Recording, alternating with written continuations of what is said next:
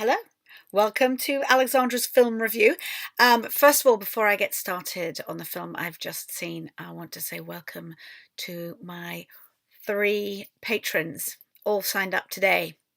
Sort of day 3 of being on Patreon. This is very exciting. Thank you for joining me. I hope to create lots of exciting content to keep you watching and keep you subscribing. And please tell all your friends because that's how I get that's how I get inspired. So anyway, the film I'm going to talk about is A Simple Favour, which honestly isn't the normal kind of film I would want to see. I like dramas and things with a bit of depth, and this starts off like a cute little comedy with really good drama underneath, and it unfolds bit by bit as you watch it.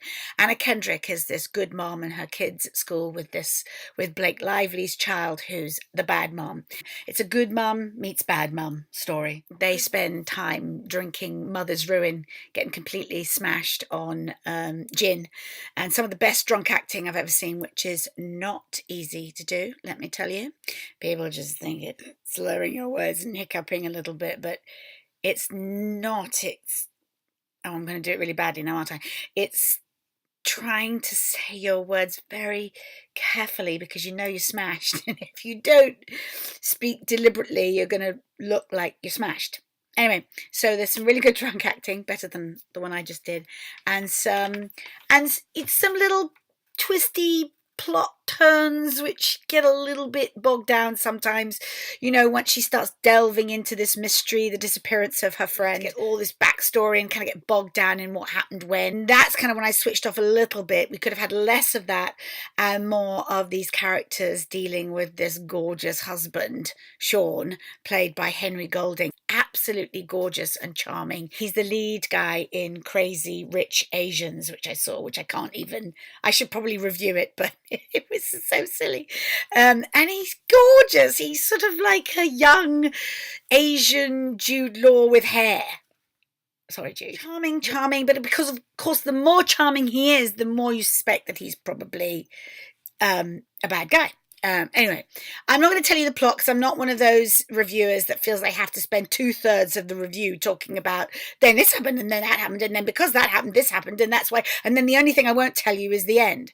I had the same thing about trailers. Trailers need to just tell me who is in it, where it's set, give me a bit of a cliffhanger, and then or sometimes if I don't know what the movie's about at all, that's when I want to go and see it. So I've attached some of the trailers on IMDb. They've got that lovely style of a really cool French song going while it's juxtaposing what you're seeing on screen. Kendrick's character Stephanie also has a vlog. She has a mum's vlog where she cooks and does arts and crafts and stuff.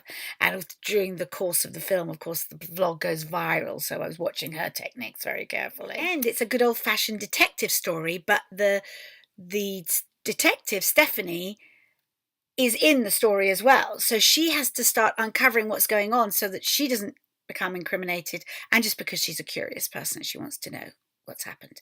There's a really great sequence when Stephanie goes to meet her friend's boss, Emily's boss, and she calls him a low rent Tom Ford because he's this fashion designer guy. There's some really great banter there, and that's how it starts. It starts off as this kind of light comedy, and then it gets a bit darker, but not in a 180-degree sort of way. It's very clever. I laughed out loud many times, and I don't find myself doing that in the cinema very often these days. 4 out of 5 stars. Go and see it, or once it comes on Netflix, you'll sit down and kick your slippers off and sit on the sofa with your pug and watch it, and you'll be thoroughly entertained.